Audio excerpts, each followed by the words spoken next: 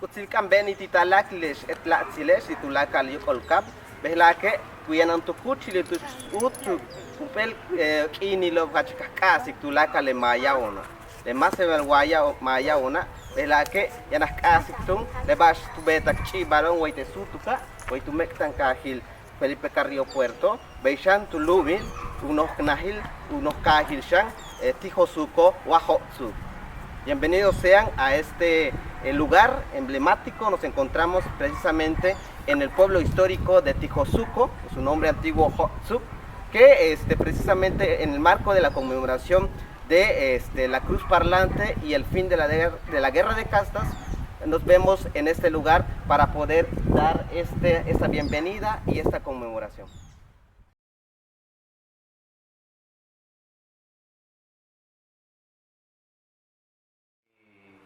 Este lugar donde estamos se llama o se denomina Casa de la Crónica y es un sitio, un lugar donde nosotros tenemos documentos, imágenes, objetos del proceso histórico de la ciudad. Esto es desde antes de su fundación, durante su fundación y épocas posteriores hasta su conversión de municipio de Felipe Carrillo Puerto. Entre los antecedentes que tenemos de la fundación de la ciudad, podemos mencionar algunos muy importantes. Por ejemplo, que nuestra ciudad pues se origina como consecuencia de la guerra de castas. La guerra de castas, como es bien sabido, surgió o inició el 30 de julio de 1847, tras la muerte, tras el haber sido detenido a uno de los caudillos, a Manuel Antonio Ay, a quien se le encontraron unos documentos comprometedores. Entonces el ejército fue denunciado ante el jefe de gobierno establecido en Valladolid, lo mandaron a apresar y fue fusilado en el Parque de Santa Ana el 26 de julio de 1847. Esos documentos hablan del inicio de la guerra de castas, pero no lo menciona como tal, lo menciona como un movimiento de liberación, de sojuzgamiento de parte de los blancos contra los mayas originarios. Este hecho adelantó los acontecimientos. Marcelo Jiménez Santos, soy artista plástico y promotor cultural. Nos encontramos en Felipe Carrillo Puerto, la antigua Nojá Santa Cruz Balamna, un territorio con una historia propia, con identidad propia, que se generó a partir más bien del culto a la Cruz Parlante, que surgió 3 años después del inicio de la guerra de castas, que más bien fue una guerra social maya, porque fue un levantamiento campesino que dio como fruto la fundación de lo que hoy es Felipe Carrillo Puerto, que fue el 15 de octubre de 1850. Junto a esa fundación surgió precisamente el culto a lo que se le conoce como Cruz Parlante, que para los abuelos es la Santísima, el Quichquelenyum. La Cruz Parlante es un término acuñado por los académicos, por los historiadores, investigadores, pero para los abuelos no es Cruz Parlante, es Quichquelenyum, es Jajalyum, es la Santísima Cruz. Y también la guerra social maya no es en sí para ellos ese término identificable, para ellos es el Nojochbate, la gran guerra de liberación, pero que igual los términos acuñados por la parte no originaria pues los determinaban como guerra de castas, pero en sí es una guerra social maya. Producto de esa guerra, pues este territorio que actualmente constituye el municipio de Felipe Carrillo Puerto, donde se encuentran los principales centros ceremoniales, fue autónomo de 1850 hasta 1901. El 3 de mayo de 1901 entró el Ejército Federal aquí en este bastión de la Resistencia y lo ocupó durante 15 años y los que ocupaban este territorio se replegaron, los abuelos se replegaron a lo que ahora son los centros ceremoniales conocidos como Chancá, de la Cruz, Chumponch, Cacal, Tulum, que 17 años después de la ocupación militar se enteraron dónde habían quedado los que estaban aquí en la cabecera municipal, antes capital de la resistencia, antes Nojá, Santa Cruz, Balamá. Inicia un movimiento, una rebelión maya que duró hasta 3 años. En su primera etapa, 1847, en 1848 estuvieron a punto de tomar Mérida. Los líderes y más de 10.000 mayas en combate estuvieron a punto de tomar Mérida y Campeche. Sin embargo, no lo hicieron por muchas razones. Una de ellas se menciona: llegó el inicio de la siembra de maíz. Otros posibles motivos fueron, por ejemplo, los conflictos entre los líderes. También se menciona la falta de material de curación, falta de pólvora, falta de municiones. Entonces decidieron no tomar Mérida y regresaron a sus sitios de origen, ¿no? Sus sitios de origen eran prácticamente todas las poblaciones del oriente de Yucatán. Es así de que el ejército de Yucatán, al darse cuenta de esta maniobra, piden el apoyo del gobierno federal y se inicia una campaña de recuperación. Esa campaña inicia a través de Peto. Empiezan a abrir un camino de Peto hacia esta zona. Ocupan Peto, Tecash, Ticul, Chonochel, todo lo que habían los mayas ya habían recuperado, ya habían conquistado en guerra. El ejército los fue ocupando poco a poco: Ticul, Oxuscal, Tecash, Chucacá, Peto, Chonochel, Ichmul, Samán, Zacalaca. A partir de Peto iniciaron un camino que abarca esas poblaciones hasta llegar cerca de Tabi, cerca de lo que ahora es Chunguás, y hasta el oriente. Uno de los líderes mayas que estuvo cerca de Jacinto Pat fue José María Barrera. A él, por ser criollo, mestizo, dudaban porque él era miembro del ejército. Dudaban de él por Jacinto Paz y lo pusieron a prueba. Superó las pruebas. Su inconformidad de él era de que en 1821 se consume la independencia, y en los mensajes pues se habla de que la esclavitud ya había desaparecido. Sin embargo, él, como miembro del ejército, observaba de que eso en Yucatán no existía. Existía en otras partes del país, pero en Yucatán, al contrario, existía la esclavitud, todo eso. Entonces, ideó la manera de cómo recuperar, no solamente recuperar al ejército, sino cómo seguir luchando. Para eso tenía el apoyo de un ventríloco que se llamó Manuel Navarro. Tenía otras personas cercanas a él que conocían muy bien los términos bíblicos. Es común saber de que muchos mayas fueron inducidos a la lectura de la Biblia en los monasterios. Y muchos de ellos aprendieron los términos sagrados, los términos de la Biblia, aprendían latín, aprendían otros idiomas. Incluso había uno que tuvo tanto conocimiento que pudo haber sido declarado o consagrado como sacerdote, ahora sí, de la Grey Católica.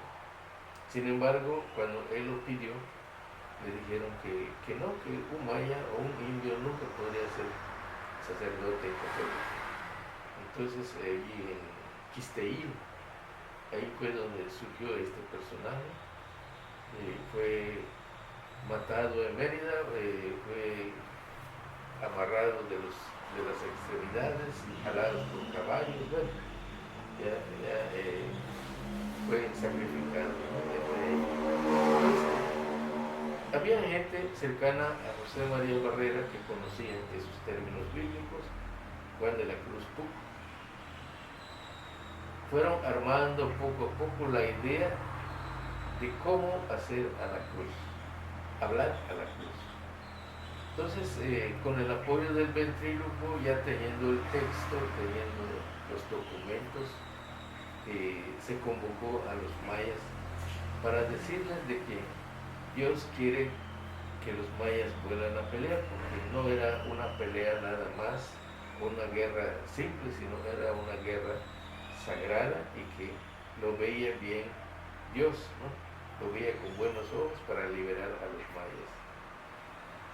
Entonces se fijó la fecha, se convocó a los líderes, se puede decir, ocultos dentro de la selva, y ante ellos se hizo hablar a la cruz. Y uno de los primeros mensajes de la cruz era decirles a la gente de que si perdieron la guerra porque no siguieron los mensajes sagrados de Dios, que se olvidaron de Dios. Entonces fue así como logró despertar el interés. Durante todo este periodo se generó en este territorio y se sigue generando y se sigue replicando lo que es la música y danza mayapache. Una música y una danza para ofrendar, para honrar a la cruz parlante. No es una manifestación festiva, sino es una manifestación sagrada que se expresa para honrar, para rendirle culto a la cruz parlante o al Quichquelenyu, o al, pues sí, a ese término que manejan los abuelos, que no es en sí la cruz parlante. Actualmente en esta cabecera podemos visualizar monumentos que fueron parte del proceso de consolidación de este territorio autónomo, como es actualmente la iglesia actualmente conocida como de la Santa Cruz, que en un principio fue el segundo santuario de culto de la cruz parlante o de Quichquelenyu, que su nombre original fue Balamná, o casa oculta o casa del jaguar, y que posteriormente fue ocupado ya para el culto católico, pero fue construido bajo la dirección de los mayas rebeldes con los que caían prisioneros de las incursiones que hacían en las haciendas yucatecas y traían a prisioneros blancos y mestizos, y eran los que construían bajo la dirección de los mayas rebeldes pues lo que actualmente conocemos como Parroquia de la Santa Cruz, pero que fue para los abuelos pues el Balamná, donde ellos tenían o rendían culto a la cruz, a la Santísima, como ellos le dicen, que fue retirado y replegado en la selva en 1901, unos cuantos tiempos antes de la entrada del Ejército Federal, porque finalmente salieron los de Peto, les llevó casi 2 años de Peto llegar a Carrillo Puerto, a lo que hoy es Carrillo Puerto, porque hubo mucha resistencia. Con esto inicia, con el primer mensaje de la cruz el 15 de octubre de 1850,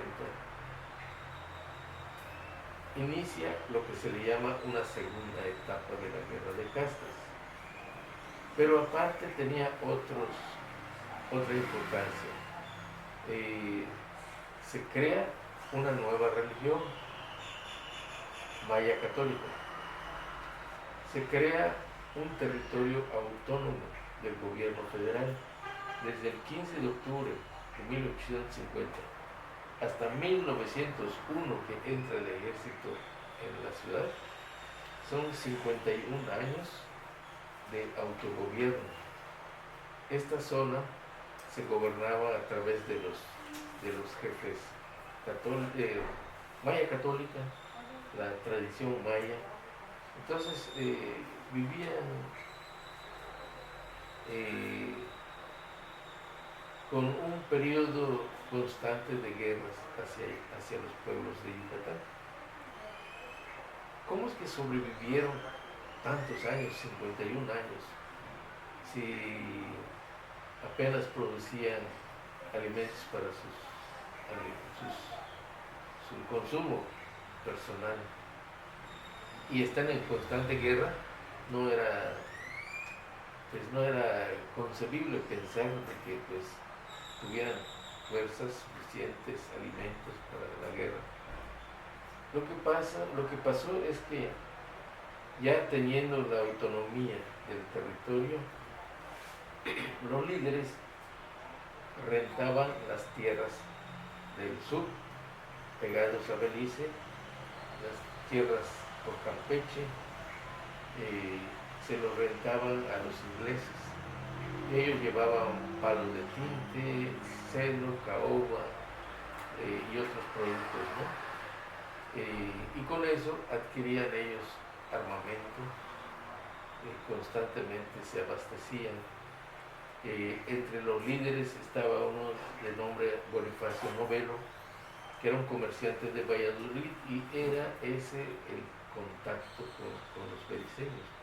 A través de él se compraron armas, se compraron pólvora, municiones, aparte de las necesidades alimenticias, el maíz, muchos productos de Belice eran consumidos aquí. Fue más o menos en 1901 cuando les mostramos las imágenes de ella, cuando el gobierno federal, Porfirio Díaz, decide recuperar esta parte y envía ahora sí al ejército federal. Y como se acababa de terminar una guerra también con Estados Unidos, se aprovecharon también para traer soldados de otros países aquí a combatir a los mayas. Es así de que el 4 de mayo, según el documento que tenemos allá, el ejército federal o el ejército yucateco entra y para los mayas profanan su santuario. Abandonan el lugar y se refugian en diferentes pueblos, que son ahorita Chancá de repente, está Cacalguardia, Chupón y otros pueblos que ahorita ya desaparecieron, nada más quedan evidencias en las selvas, ¿no? Ahí empieza entonces otra etapa. Se agregan también algunos elementos, por ejemplo, que el gobierno de México acepta con tal de cortar, a fin de cortar el comercio, flujo comercial con Belice, acepta una firma del Tratado México-Spencer. Entonces, con eso se corta. Entonces, al dato que ya teníamos de que se crea un territorio, se crea una nueva religión, también se crea un estado, un país que ahora es Belice. Luego del tratado, pues ya vienen ya otro proceso de la vida en Quintana Roo. La revolución nos llegó también aquí en Quintana Roo. Triunfa la revolución en México, y aquellos que venían, todos aquellos que mandaban a Quintana Roo como presos políticos, habían sacerdotes, periodistas, quienes trabajaron en la construcción de la vía del ferrocarril de Cauville, Villa Chico, Santa Cruz, de Bravo. Entonces, con la llegada de la revolución, muchos de ellos fueron liberados. Llega Salvador Alvarado a Yucatán en 1915,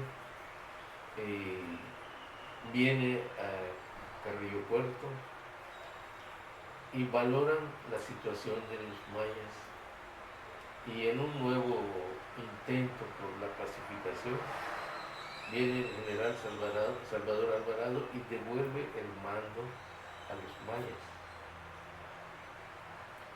En ese entonces los líderes eran Guadalupe Tun, Máximo Cawich, Silmay,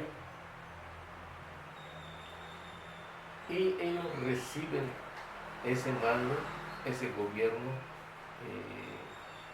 Sin embargo, viene algo que enturbia la situación, viene una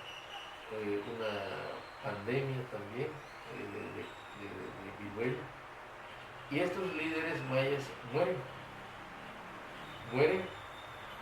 Sin embargo, dentro de ellos un joven soldado que peleó aquí de la zona esta, de Vigía Chico a Carrillo Puerto, a la antigua de Santa Cruz del Bravo, el general Francisco Maypeche, que en ese entonces era sargento, muy joven, a los 12 años ya estaba en combate, a los 18 años ya era sargento, y al morir estos sube como general. Y a la par también en la zona norte, una zona que le llamaban de los separados, de Chumpón, también estaba otro líder, Juan Bautista Vega. Entonces ellos son los que quedan al frente del pueblo maya. Cuando fallecieron en 1969, a la par igual, los dos murieron en el mismo año, ¿no? Pero para esto ya se habían fortalecido pueblos como Chancá, Veracruz, Chancá de repente, que es ahí donde llevaron, al abandonar la ciudad, se fueron hacia Chancá de repente, donde había ranchos de los antiguos líderes mayas. Y con la ocupación empieza el proceso de vida. Con la firma del convenio con los líderes mayas, les autorizan extensiones de tierra para que cultiven, para que exploten el chicle. Entre ellos al general May le tocó una parte. Se convierte ya en el absoluto de que el sistema educativo de México, no hablo de Quintana Roo, poco a poco ha estado desplazando todo lo que es pues nuestro pasado histórico. Entonces, un llamado sería a los jóvenes que también pidan, impulsen lo que es la educación bilingüe. Nuestro idioma maya actualmente vemos que vienen países, Alemania por ejemplo, la Universidad de Bonn, vienen a hacer investigaciones de nuestra cultura maya, los chinos, los japoneses, los rusos saben más de nuestros códices mayas que nosotros mismos.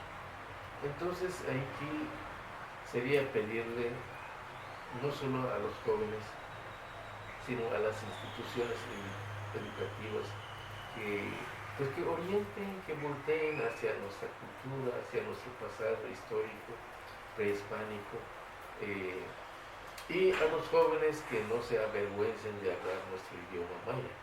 Muchas veces estando en algún evento les da vergüenza, les da pena hablar nuestra lengua, cuando es una lengua que tiene todos los elementos para ser un idioma a nivel mundial. Tenemos poetas, tenemos literatos, tenemos investigadores, químicos. El simple hecho de elaborar un atole nuevo ya representa, es una labor que tiene que conocer de química para sacarlo, ¿no? Porque si falla esa labor no sale como nosotros quisiéramos. Entonces, que los jóvenes se interesen más en nuestra cultura, más en nuestra historia, y que por un lado también las instituciones educativas ya no nos marginen tanto de nuestro proceso histórico. Sí, el caso del culto de la cruz parlante creo que tiene un antecedente desde la época prehispánica. Por ejemplo, el árbol sagrado que es el yaché se representa también como un elemento tipo cruz. Sin embargo, pues no se determinaba por la cultura local con ese término, porque pues es un elemento europeo que llegó por acá durante el descubrimiento de la conquista y la colonia y todo lo demás. Sin embargo, para los pueblos mayas, en el caso específico de este territorio, la denominación de la capital de la cultura maya lo considero incompleto, porque debió haberse considerado que es capital de la cultura maya Macehual, porque así se autonombran nuestros abuelos. Somos mayas y macehuales. Pertenecemos a una península maya. Muchos de nuestros hermanos mayas de la región peninsular no pertenecieron, no se incorporaron a este movimiento. Sin embargo, se da el caso de este territorio donde pertenecen los centros ceremoniales, y los abuelos se autodenominan mayas macehuales. Así lo decía mi abuelo, con todo descanso. Tone maya macehualo, tone macehualo. Es más, el término maya casi no lo usan. Nos decían tone macehualo. Ula que más como puro chulo. Techewa caja como nos porque así les dicen a Carrillo Puerto. Teche tetsuyanes. Más o menos como que medio dicen de que pues ya estoy en el ámbito de los chules, que son la otra parte. Pero pues hay que reconocer que hizo falta agregar ese término capital de la cultura maya. Debió completarse con maya macehual, pero no se refiere exactamente a todos los que están en la cabecera o en la ciudad, porque Carrillo Puerto fue repoblado finalmente. Muchos de los que habitamos acá no somos nacidos acá. Carrillo podemos encontrar gente de diferentes partes de la República Mexicana, y las comunidades mayas macehuales son los que pertenecen a los centros ceremoniales y son los que están en los alrededores de esta cabecera municipal. No están aquí en la cabecera municipal. Y en total creo que son 108 comunidades. No todos pertenecen a los centros ceremoniales, pero una gran parte, como 40 más o menos, pertenecen a los centros ceremoniales, donde van a rendir culto cada 2 años. Entonces es lo que hizo falta definir de que se trata de mayas macehuales, que somos un grupo diferente, que siempre han dicho es que debemos ser iguales todos, que no debe haber diferencia, pero yo creo que es importante la diferencia, y a pesar de la diferencia debemos estar unidos, debemos estar en armonía, porque se trata precisamente de la interculturalidad que va a permitir un desarrollo armónico, porque nos vamos a respetar entre todos, no importando nuestro origen. Nosotros planteamos precisamente eso, el respeto, lo horizontal, no lo vertical, sino que no haya alguien que venga y nos diga soy más o mejor que tú, sino que solamente somos diferentes. Los mayas debemos continuar con nuestro formato de compartir espacios y escenarios con diferentes grupos artísticos y culturales de diferentes orígenes, valorando y reconociendo la aportación que nos puedan dar y también lo que nosotros podamos aportarles a los grupos. De esa manera la interculturalidad nos va a permitir avanzar, desarrollarnos de manera armónica. Es algo complicado, difícil, pero no imposible. Creo que podemos ir dando los pasos necesarios para avanzar en ese sentido. Entonces, así es como se está dando actualmente en este contexto la dinámica cultural, la dinámica de los pueblos mayas, que se identifican como mayas macehuales. Por ello es que, insisto, que el término de capital de la cultura maya le faltó macehual, porque finalmente es un grupo específico el que está en este territorio, que actualmente abarca lo que es el municipio de Felipe Carrillo. ¿A lo que se espalda? Sí, ahorita estamos visualizando, por ejemplo, el templo Balamná, es el antiguo templo Balamná, que actualmente es la parroquia de la Santa Cruz, es la iglesia de la Santa Cruz. Es un templo construido por mayas rebeldes, dirigido por mayas rebeldes y construido por esclavos que eran tomados en las incursiones que hacían los rebeldes a las haciendas yucatecas, y traían de vuelta y venían de vuelta con esclavos, tanto mestizos como blancos, y a ellos los ponían a construir la iglesia, pero la dirección de la construcción era de los mayas rebeldes, y no era para el culto católico, sino que era para el culto a la cruz, a la Santísima Cruz, en el término académico conocido como cruz parlante, que es un símbolo refuncionalizado, que es un símbolo impuesto, pero que los mayas rebeldes lo tomaron como un elemento que necesitaban para poder darle continuidad a su lucha, y le pusieron Ipil, y la cruz les habló en maya, o sea, lo volvieron cruz maya. Era una cruz que, de acuerdo a los documentos que fueron decomisados en las primeras incursiones del ejército yucateco a este santuario, a este territorio rebelde, era una cruz que indicaba acciones terrenales más que indicar cuestiones no de este mundo, sino que son de este mundo, porque sus manifiestos decomisados, que los hacían por escrito, instruía cuestiones estratégicas militares. Indicaba que entre los primeros manifiestos de la cruz decía que tenían que hacerse de 1000 pertrechos para recuperar los territorios ocupados por los blancos. Instruía sobre acciones más que nada de estrategias militares para recuperar territorio.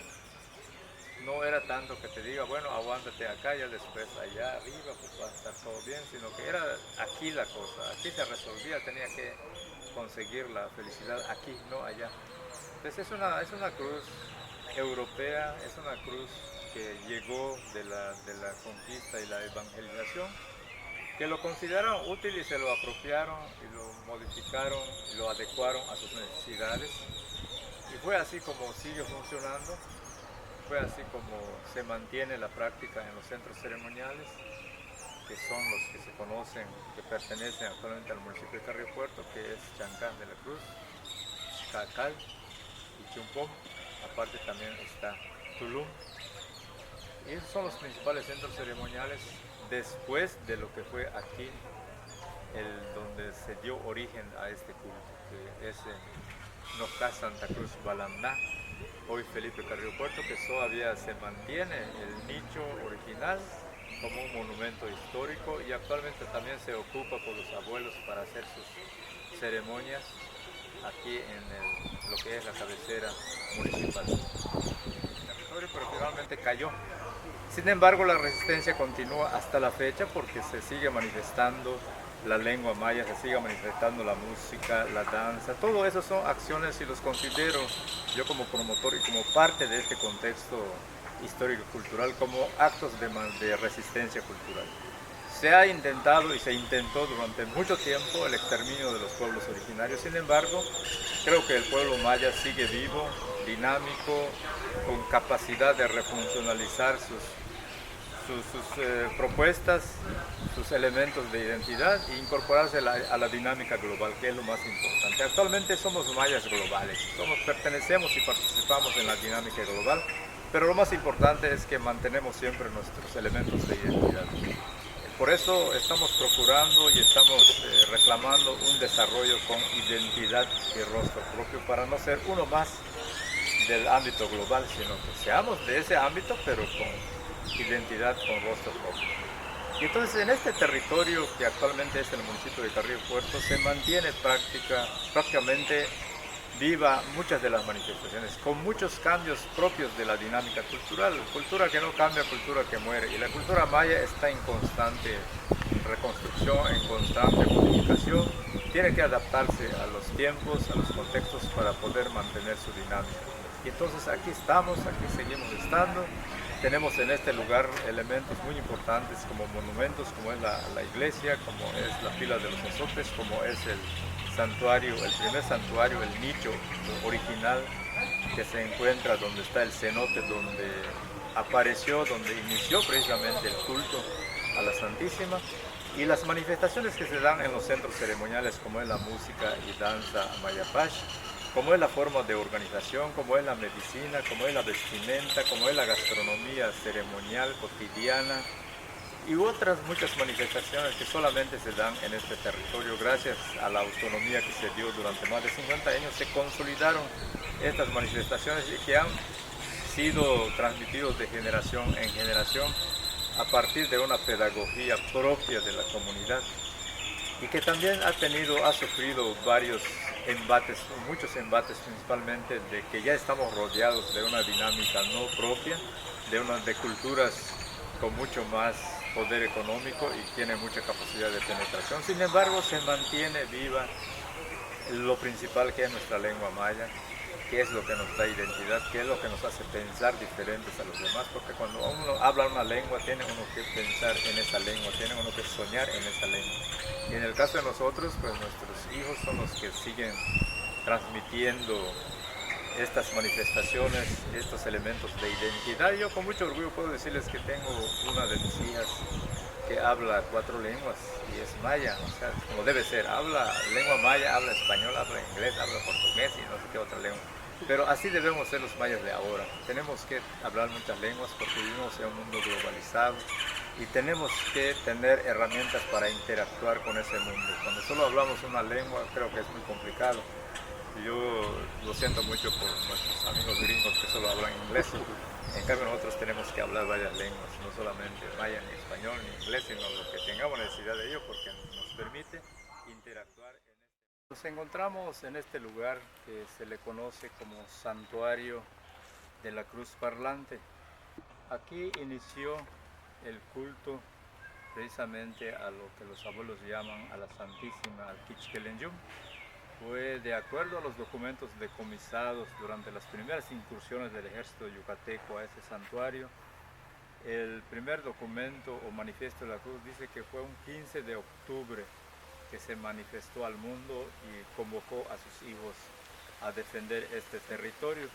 Y entonces aquí es donde se ubica el nicho, el primer nicho, el original, donde inició este culto. Se encuentra en este jardín que se ha preservado y conservado como un elemento, un monumento histórico, y también se encuentra a un lado de un pequeño cenote donde, de acuerdo a la cuestión histórica, concurrían los mayas rebeldes que andaban en la selva a buscar agua o tomar agua, y aquí es donde inició este culto, que también, de acuerdo al registro histórico, estuvo encabezado por José María Barrera, un mestizo del ejército yucateco inicialmente, que después se cambió al bando de los rebeldes mayas, que él tuvo a su cargo la cuestión de la estrategia militar, y Manuel Nahuatl era el sacerdote o el encargado de la parte ya mística, y también tuvo actividad como el que interpretaba las manifestaciones de la Santísima y comunicaba a la comunidad acerca de los deseos de lo que conocen como Santísima Cruz o Quichquelenyum. Y entonces en este contexto fue donde inició este culto, y fue precisamente la bandera de resistencia. Fue el símbolo que unificó a todos estos grupos rebeldes, fue el símbolo que decidía, el símbolo por el cual se tenía que recurrir para hacer cualquier actividad en este territorio. No había una sola actividad donde no fuera autorizado por la Santísima Cruz a través de sus oráculos, a través de sus manifiestos que se generaban, y que era atendido por sacerdotes que encabezaba Manuel Nahuatl. Entonces en este contexto fue donde se operó durante muchos años. Como 25 años después ya se trasladaron a lo que ahora es la iglesia o el Balamná, que se encuentra más o menos 250 metros de aquí, que es en la plaza principal de lo que hoy es la ciudad de Felipe Carrillo Puerto. Pero el culto inicial fue aquí en este espacio, y después construyeron un templo mucho más grande y trasladaron a la Santísima allí, y se mantuvo el culto allá hasta 1901, cuando el Ejército Federal ocupó este territorio durante 15 años. Entró el Ejército Federal y lo ocupó.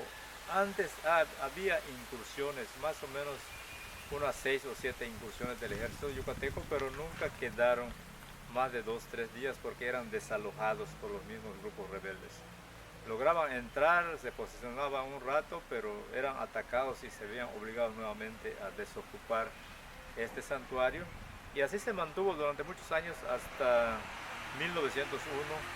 Ya entró el ejército federal, comandado, o más bien en la época de Porfirio Díaz, con armas ya más modernas. Lograron entonces ya posesionarse de este bastión de la resistencia y lo ocuparon durante 15 años, cuando ya se devolvió la ciudad a los fundadores. Los abuelos lo recibieron, destruyeron todo, quemaron todo y se replegaron nuevamente a sus comunidades en los alrededores. Ya no quisieron permanecer en lo que ahora es la ciudad de Felipe Carrillo Puerto, porque lo consideraron profanado. Para ellos era un lugar sagrado, y el que hayan llegado gente de fuera a ocuparlo, pues lo consideraron un espacio ya profanado y no lo consideraron apto para continuar con su culto. Por eso es que cuando recibieron la ciudad, quemaron todo, destruyeron todo lo que se había construido por los ocupantes y se regresaron a sus comunidades y a sus actuales centros ceremoniales a continuar con su práctica, con su culto. Entonces Carrillo Puerto se repobló por ahí de los años 40 también, empezaron a llegar gente de otros lugares, ya como territorio federal, después como estado, y así ha ido evolucionando este espacio, y que en Carrillo Puerto actualmente encontramos gente de diferentes orígenes, una diversidad cultural que pudiéramos considerar no tan nutrida, pero no solamente lo habitamos gente de la región peninsular, sino podemos encontrar amigos que ya viven acá, que vienen desde Colima, que de Guadalajara, de la Ciudad de México, de Veracruz, de Oaxaca, de Chiapas, de diferentes orígenes. Entonces hay diversidad de gentes que constituyen actualmente esta cabecera municipal. Los que fundaron la ciudad son los que se replegaron y viven actualmente en 82 comunidades en los alrededores. Siempre concurren a Carrillo Puerto para cualquier actividad comercial, administrativa, política, de salud, pero en sí los que hemos migrado de comunidades llamados Cruzop a la cabecera, pues somos los nietos o bisnietos de los que participaron en esta contienda. Yo, por ejemplo, de parte materna soy tataranieto del general May. Mi mamá es Paulina Santos May, es bisnieta del general May. De ese lado vengo, es mi origen. De mi lado paterno, pues vienen de la zona de Laguna Canap, y son los Jiménez, que después me enteré de la historia, cómo es que llegamos los Jiménez en territorio rebelde. Fueron secuestrados en un zafarrancho por Piosuco, los llevaron prisioneros por una comunidad que se llama Conca, y ahí se establecieron y se incorporaron a la dinámica del grupo rebelde. Fue así como estamos aquí en este territorio, que es reconocido y conocido como la zona maya, y que pues le agregamos el más igual porque así se identifican nuestros abuelos. Actualmente este santuario se ocupa desde por ahí de 1984 más o menos por abuelos dignatarios que vienen de diferentes comunidades, que se van turnando para hacer guardia y hacer sus ofrendas tradicionales en donde fuera el santuario inicial. Es un acuerdo que se dio porque inicialmente se había considerado como un museo de sitio, como un museo histórico, pero ellos plantearon la necesidad de un espacio más para poder practicar su culto, y les fue concedido el espacio que finalmente les pertenecía y les perteneció, y actualmente lo han estado ocupando nuevamente. Y pues cada semana se turnan, llega un grupo y se retira el que está de guardia. Son los sábados que cambian de grupos. El día de hoy que nos encontramos en este lugar, pues está un grupo que me dice que vienen de Campo Colche, y el sábado termina su guardia y llegará otro grupo que le toca hacer guardia. Ellos hacen sus ceremonias desde las 5 de la mañana, sus primeras ofrendas, y tienen sus horarios de actividades que van desarrollando en este espacio. Y también es un espacio abierto para la comunidad, para los visitantes, para todos los que deseen acercarse a estos espacios, pueden hacerlo. El acceso al espacio ya del templo es como en cualquier otro de los centros ceremoniales. Hay que solicitar permiso y lo principal es entrar descalzo en dicho centro. No está restringido siempre y cuando uno cumpla con las reglas, y el registro fotográfico en el interior igual tiene que ser autorizado, casi no permiten que se tomen fotografías, porque aún los abuelos conservan o tienen en la memoria histórica de que este espacio va a ser recuperado algún día. Están esperando la señal para que pueda haber un levantamiento y puedan recuperar su territorio. Por eso no permiten, o muchas cosas no quieren divulgar o difundir, porque son como secretos que deben guardar para evitar que el otro bando se entere de sus cuestiones estratégicas.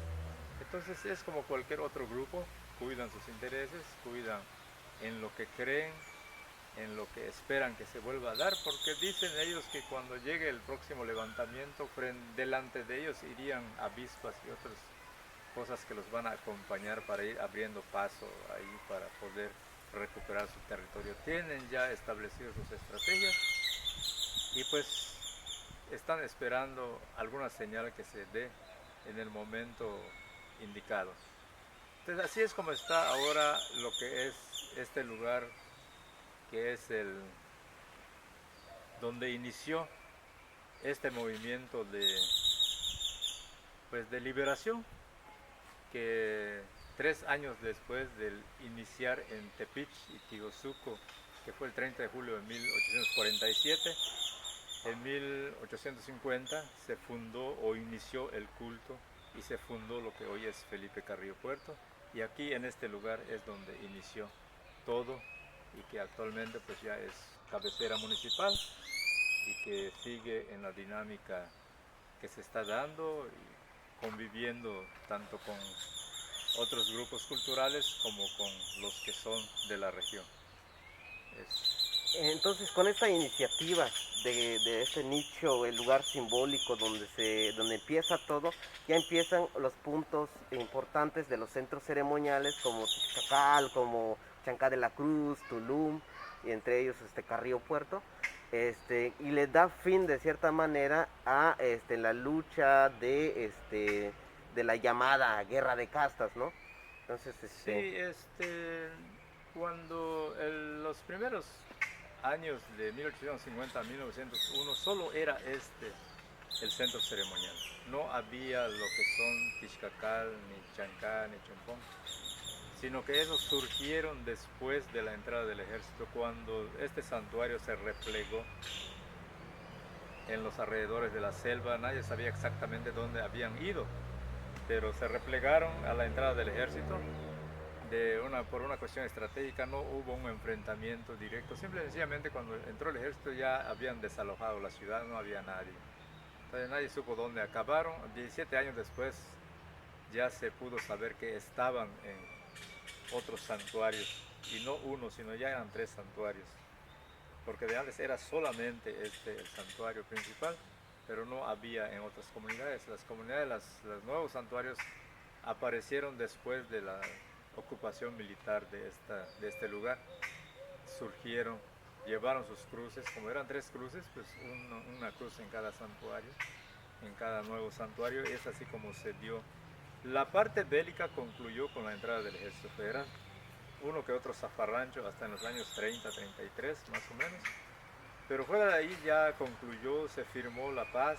Hay un documento, hay una placa a un costado de la pila de los azotes donde dice de la firma del acuerdo de paz, y que también reconocemos ser mexicanos. No solamente firmamos la paz con el gobierno mexicano, sino también reconocemos y aceptamos formar parte de México y ser mexicanos. Me dio mucho gusto hace como 3-4 años estar en una comunidad donde una maestra en maya invitaba en un discurso de clausura y decía de que Matopsiquesh, Tani Mayaun, después mexicano, decía. No se olviden que primero somos mayas, después mexicanos, decía, pero en mayas, alumnos y todo, ¿no? Y son maestros mayas que todavía tienen ese sentimiento y orgullo de origen, que de alguna manera han tenido mucho contacto con los abuelos y son los que platican de esas historias y de lo que se espera del futuro de los mayas.